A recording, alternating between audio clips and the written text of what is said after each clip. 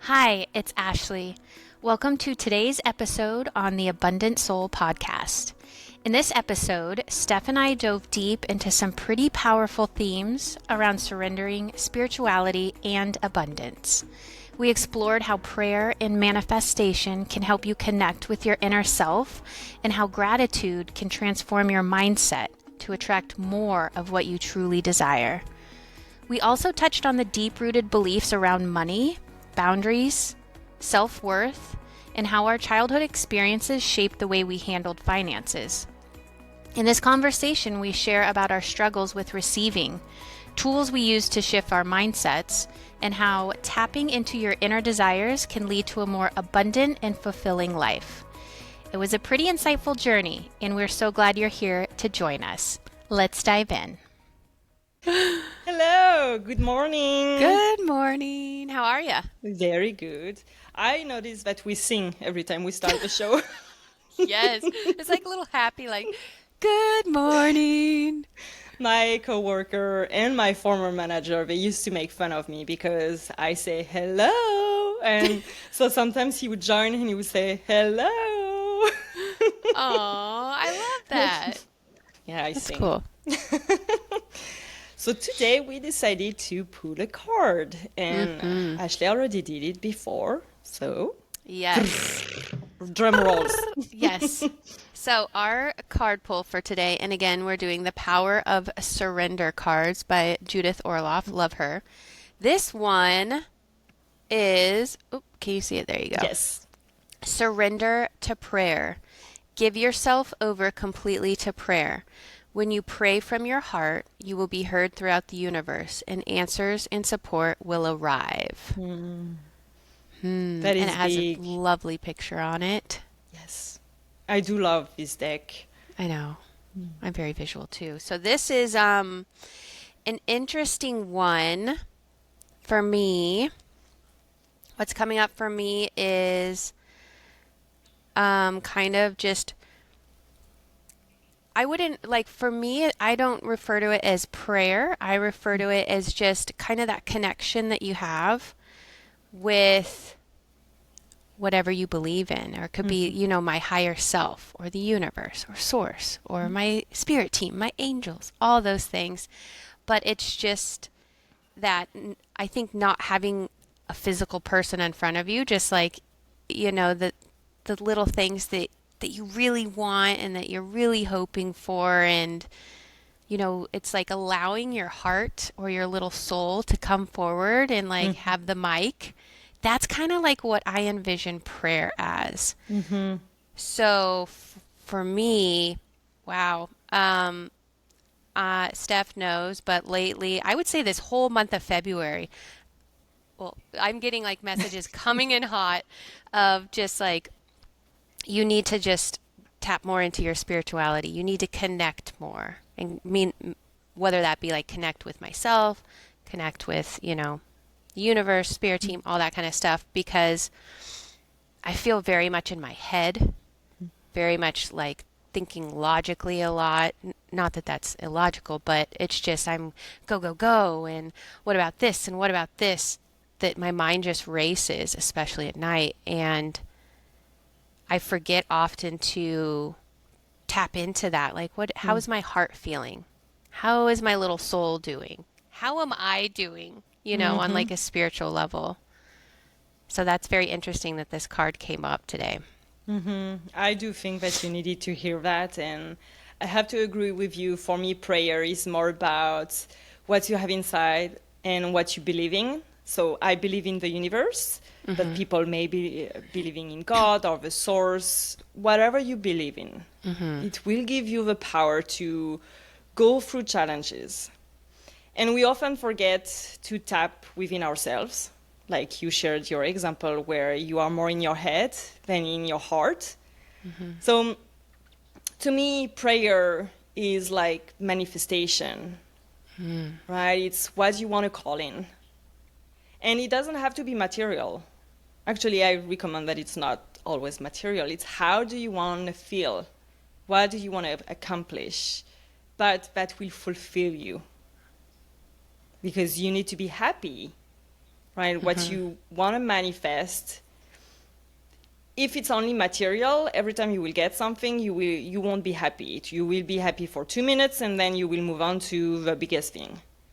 But if you really feel and you want it because you have a really good reason and you work to get it, you manifested it, you did all of a thing and you did all of a healing, you listen to your inner voice, which I find it's a very hard thing to do sometimes.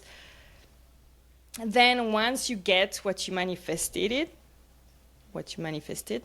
you would be so happy and you will enjoy it for a very long period of time. Yes. So to me, surrounded to prayer is really, like you mentioned, listening to yourself, listening to your intuition. How do you want to manifest things? Trusting that you have outside guidance, you have spirits, guides, you have the universe, you have God that could guide you in getting to your higher self. Because I think the goal is to always be better every day. Right. So that's how it resonates with me, this card, is go within. So it's very similar to you. A good reminder to check in with yourself. I really liked what you said about manifestations too, like not so much as focusing on the physical and material, because I think it's a good practice to dive deeper. So say you're like, oh, I really want this car. Like how is that car going to make you feel? Right? Because I think the things we want to manifest ultimately come down to how we want to feel. So is getting that new car I almost think if you can kind of peel back the layers and keep going deeper and get to the point of like, what is the feeling you're going towards? And is it a feeling you want? Or is it maybe like a society type of thing? Like, is that car, going to make you feel safe? Like you have a way to get from A to B now. You have a safe car for you and your family. Or is it, I have this car and I think it will give me a certain status and people will see that I have this car. So maybe is that seeking validation from others? So I think it's really cool to, again, sit with yourself, in maybe like a silent practice or something, or maybe journal and just keep going deeper. Like, why do I want this thing? Or like if you really want like the perfect partner or a partner, you want to be in a relationship, like how is that going to make you feel? And just keep going layer by layer and finding that core. I think a lot of this comes down to our core values and, finding things or finding ways to have those values and those needs met.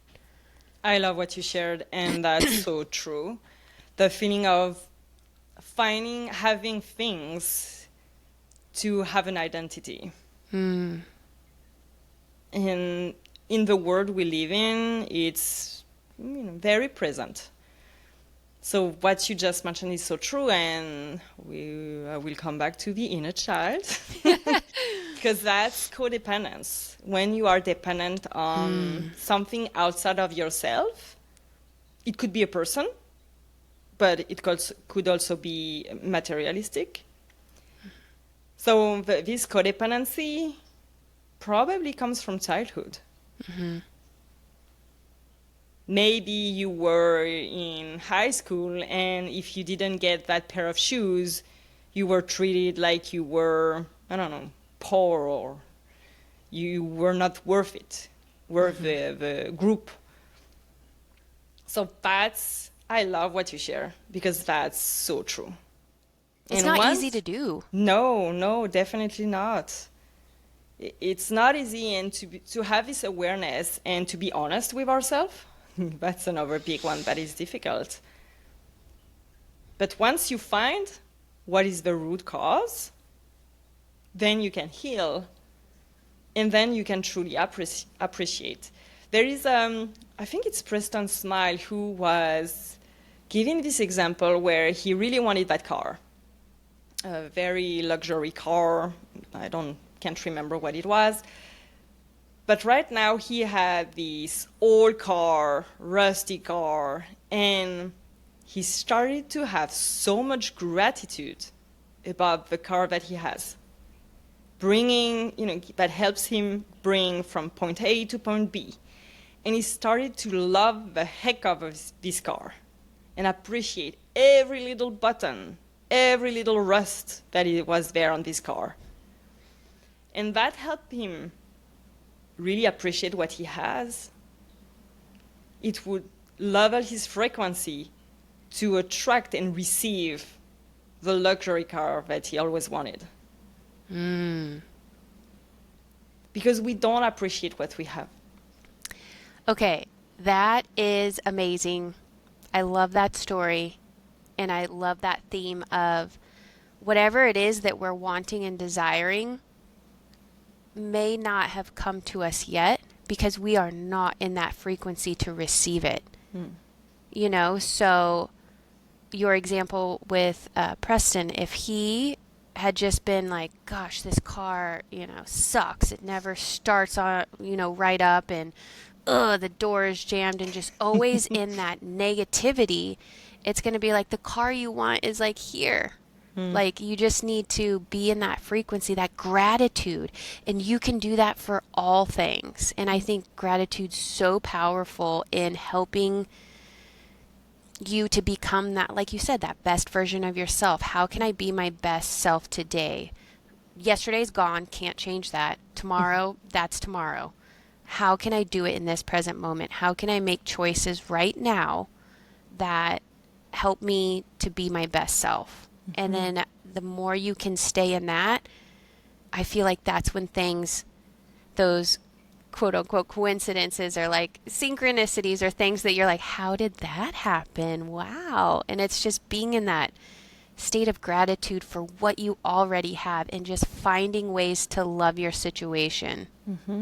And then it's just almost like the universe is like, oh my gosh, she likes that. Give her more of that. Or yeah, give her more of that. She likes that. And it works the same as if you're always like upset about things or you have a negative outlook. It might be like the universe is like, oh yeah, she's not into this. She likes complaining, or she's used to just always having broken things and blah, blah, blah in her house. And she doesn't have gratitude for things. So I'm not going to give her these things because she's not ready for that yet. Yeah, totally 100% true. And that you made me think about Kathy Heller, who believes in the law of reception, not the law of attraction. And it's raising your vibration so you are able to receive. And she uses the analogy of a radio where when you turn off a radio, you don't hear any noise and no sound. But where is the sound? Because as soon as you turn it on, you can hear something. It could be a music, it could be information, the news, or it could be because you are in between two channels. And then you can change the frequency to find which station you prefer. So it's exactly the same. Once we raise our vibration and we are able to receive, which station do we want to receive? Wow. Or are we blocking? When we are always in this negativity, we are blocking every possibility because we focus on what we don't have. So once we raise our vibration and we start to appreciate everything that we have, then we raise our vibration to receive more.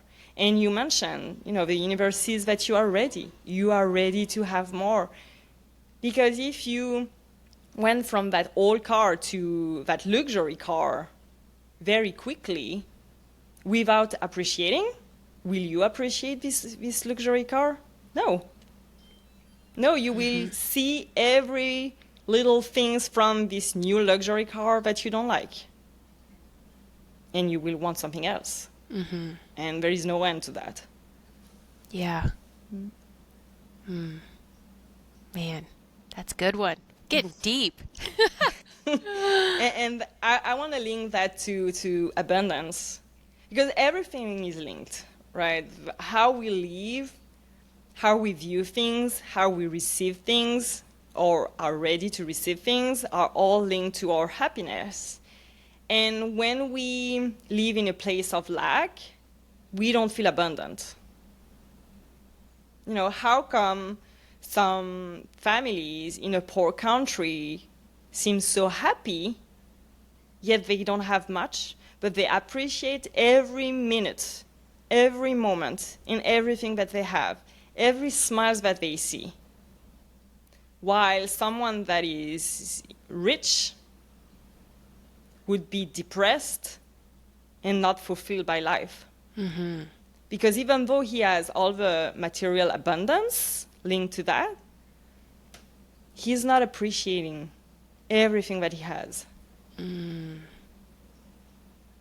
So that's how you start shifting your vibration to see the abundance that you have. You don't need to have all these things to feel abundant. You don't need all this money to feel abundant. Yet, if you are focused on the lack of money, the money that you don't have, definitely you won't feel abundant, but you won't get more money. Yeah. That's, oh, I love that because, yes, I think we can have, and I'll speak for myself, but these limiting beliefs that you carry from childhood that you don't realize. Like if you think back to some of the things, you know, I always heard in my household, like, you know, things come in threes, and when we get like a bill for this, then that means another bill's coming, or it can't be good for long and the other shoe's gonna drop. I remember my parents saying things like that. So it was this, looking back, it's like as a kid, that was kind of ingrained in me that it's like, okay, you're always going to have bills. And when you get one bill, then it's going to bring its friends and then they're going to have all these bills. Like instead of, you know, I did like work with like a financial coach, a money coach, and a lot of it was mindset. And it was uncovering a lot of this kind of stuff. And I didn't realize how much the things that my parents had said, just like little idioms and things, you know, money is the root of all evil, and like things like that where you're, you know, people just say it, and but that, you know, kind of just ingrains itself in your little beliefs when you're a little kiddo, and you carry that through, and that may just be stuck in your subconscious, so you don't even know you're blocking yourself. And there was when I was doing that financial coaching work and kind of working to shift my mindset, I remember like coming up with new, more abundant sayings.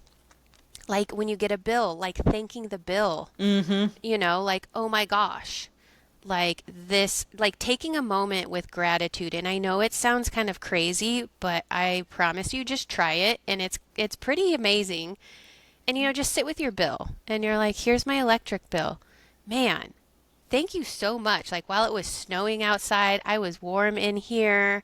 I have the ability to just with the touch of a button take it up and down. Like that's so like convenient for me. Like thank you. And then even when you're paying for stuff, it's like these are future blessings, right? You're like, I cannot wait until whatever you've just paid for. Maybe it's a trip or maybe it's, you know, for school or something like that. And you're like, oh, thank you for my future blessings. And it, again, it sounds weird to be like physically like saying out loud, like, thank you. But again, you're just getting in that practice of gratitude. And I always envision it's like the universe or your spirit team, whoever is watching you, and they're like, okay, yeah, she, you know, she appreciates that. She likes that. Okay, cool. You know, so I think that can really help to sit in what are some of those things that I remember hearing when I was younger. Or I remember my mother would always sit and make lists of bills.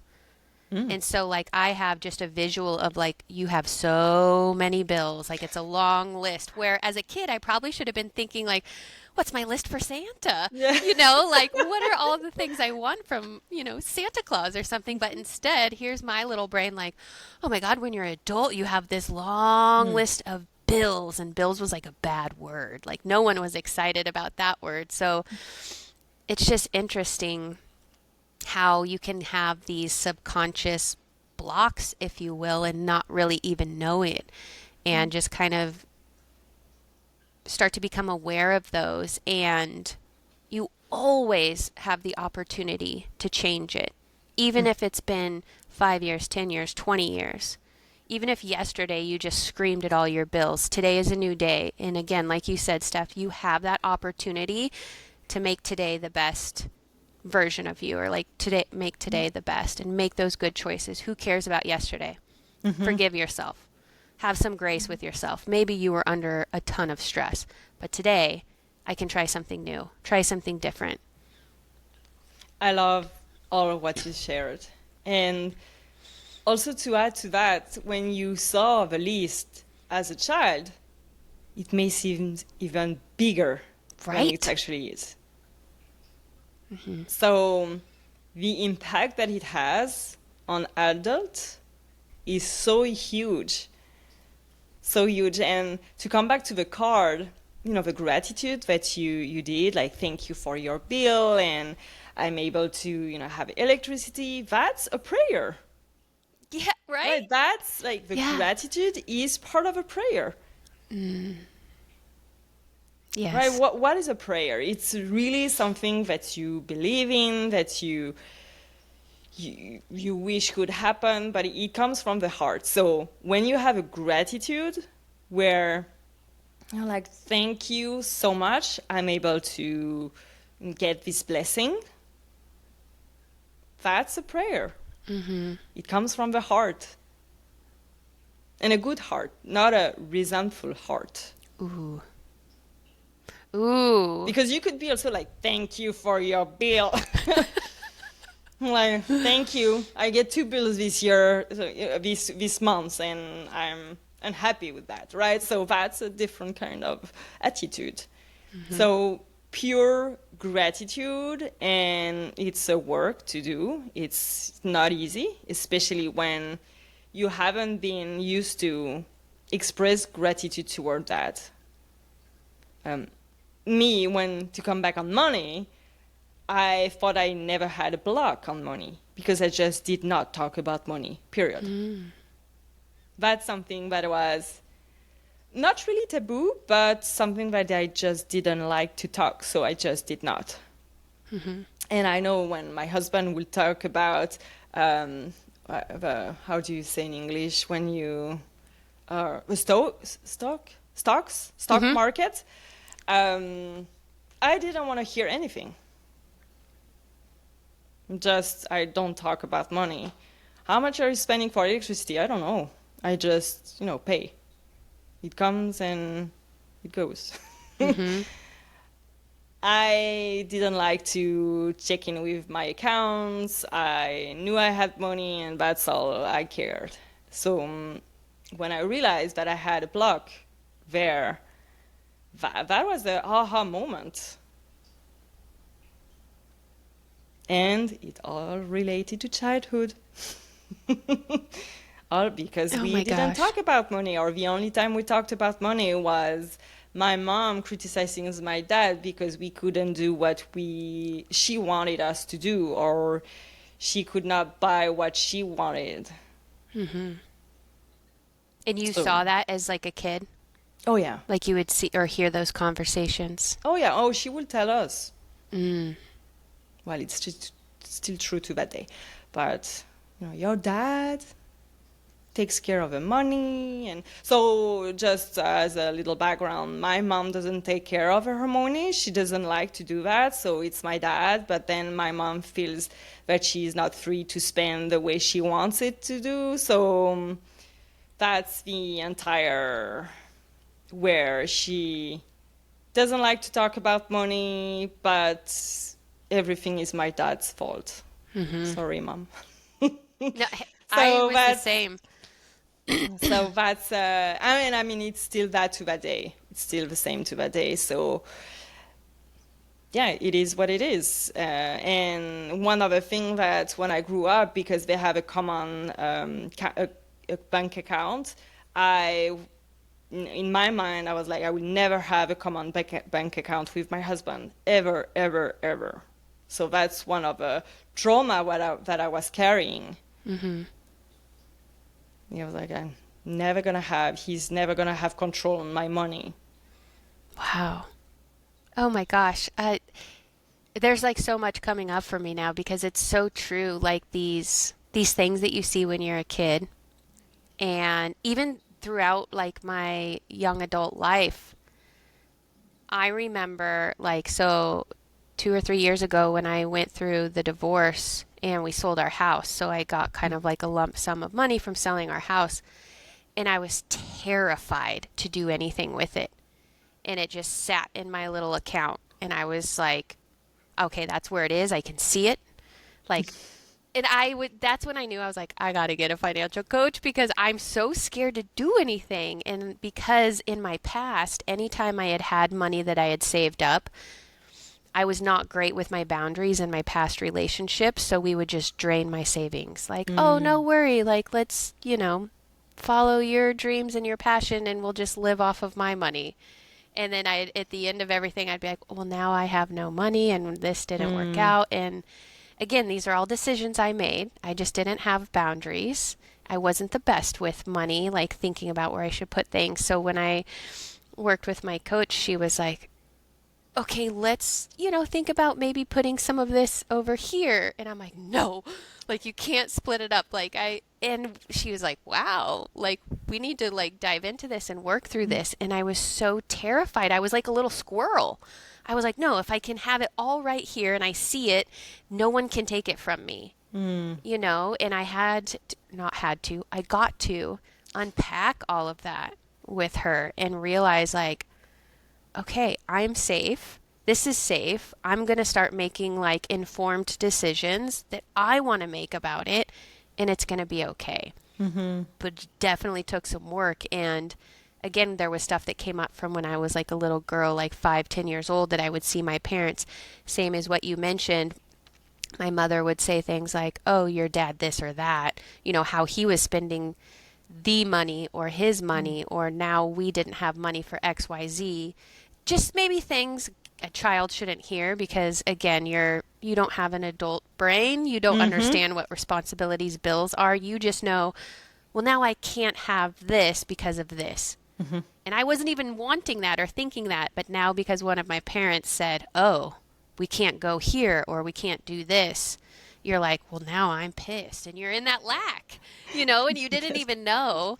And again, mom, dad, no judgment or anything. They're doing the best they can at the time with the tools they have, and but it's just interesting as an adult looking back, seeing, wow, those little things did make an impression on me at the time, and I carried them through Mm-hmm. adulthood.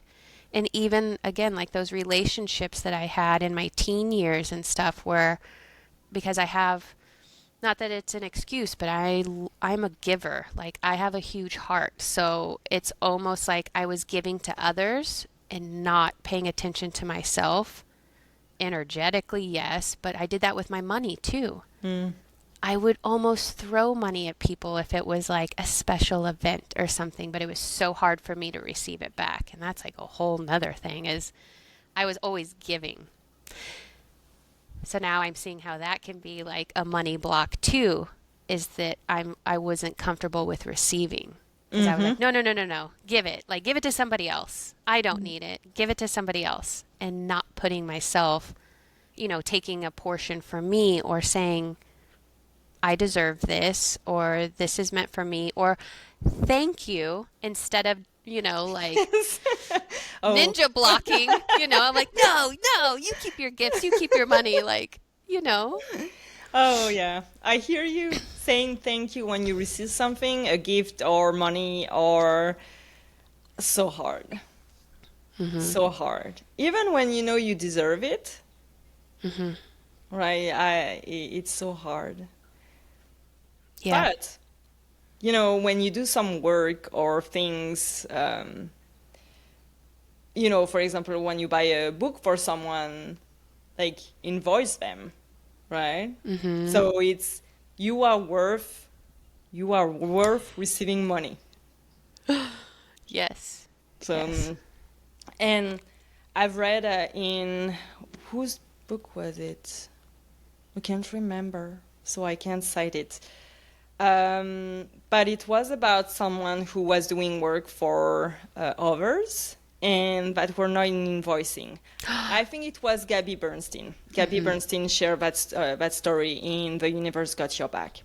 So there was a woman that was doing work for her and she was not invoicing her. So for 1 month, 2 months, 6 months, and after a year, Gabby went back to her and said, "Hey, invoice me for the work that you are doing for me. I want to pay you. I want to pay you. It's an energy exchange. You need money to live." And that woman could hardly live. And at some point, the universe, I can't remember exactly if she received an email or, you know, she got thrown into something and she realized that she needed to ask for the money. But Mm. not only Gabby was owing her, but all of her clients. And all of her clients were asking, you know, invoice me, but she was the block. Wow.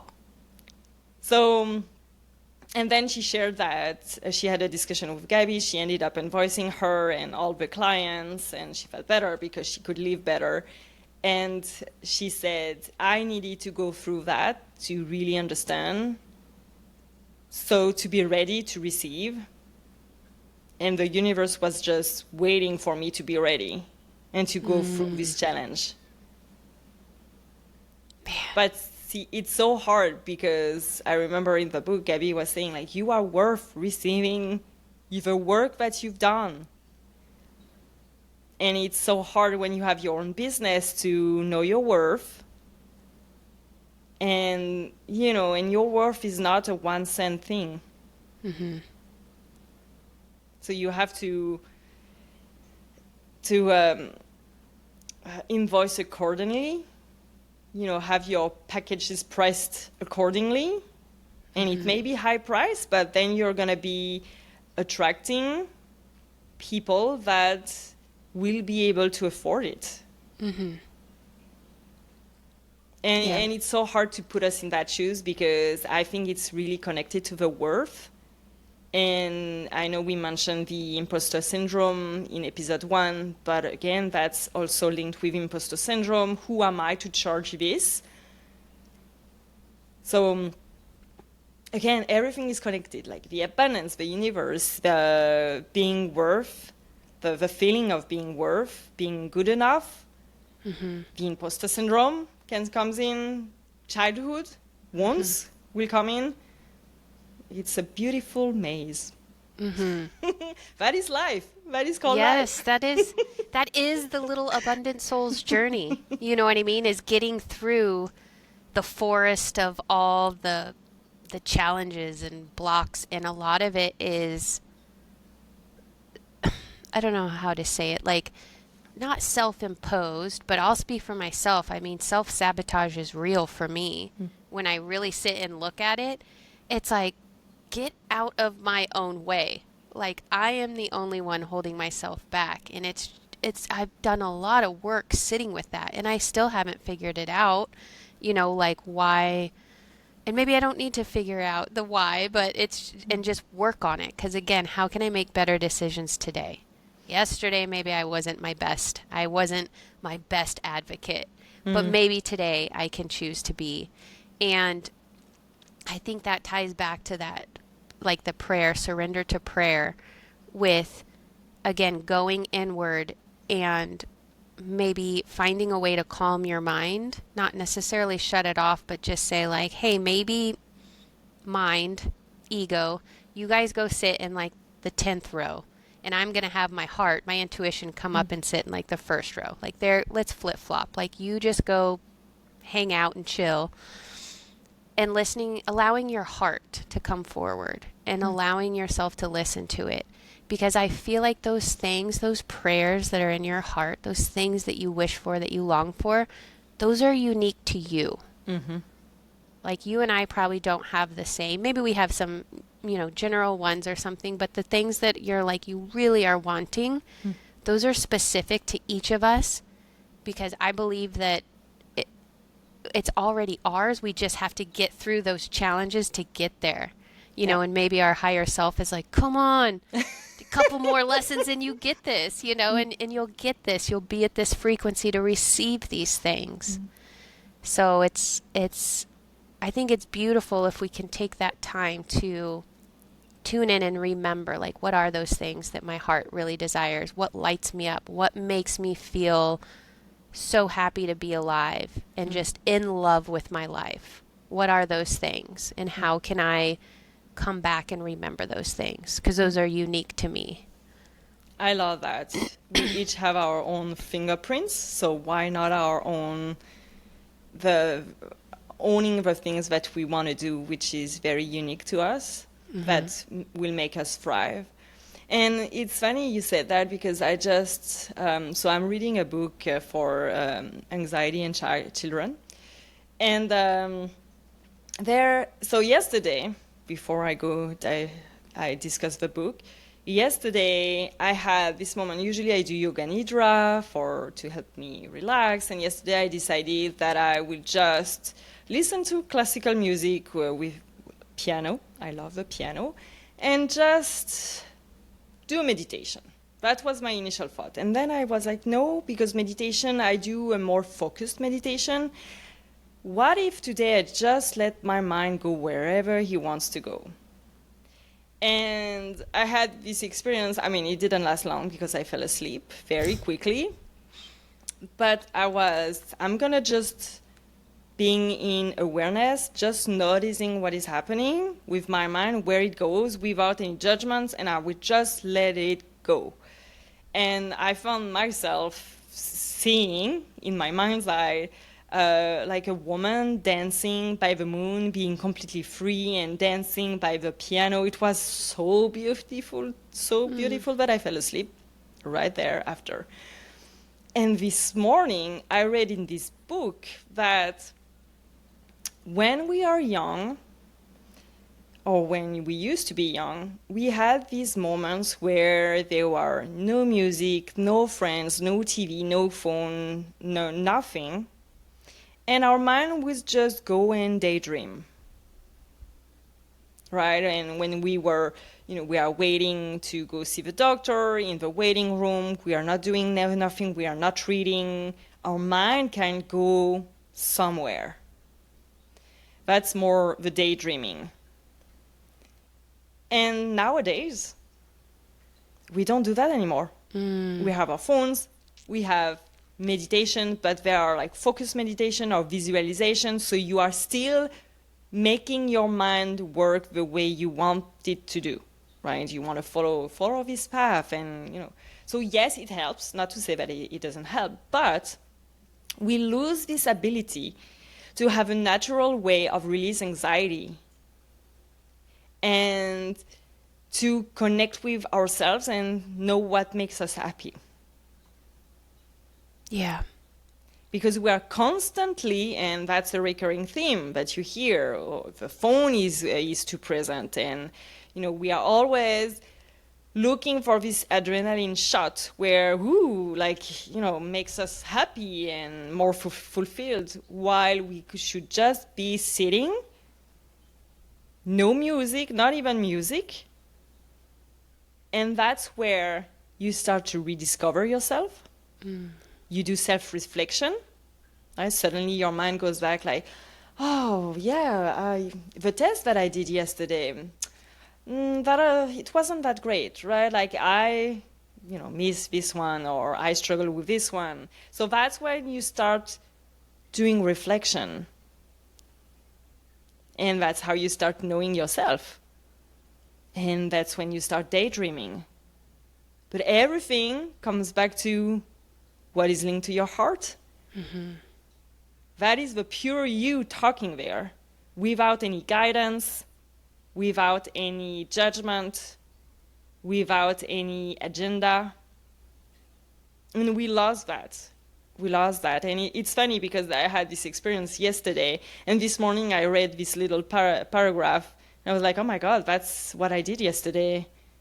And I was like, yeah, that's something that I wanna do more.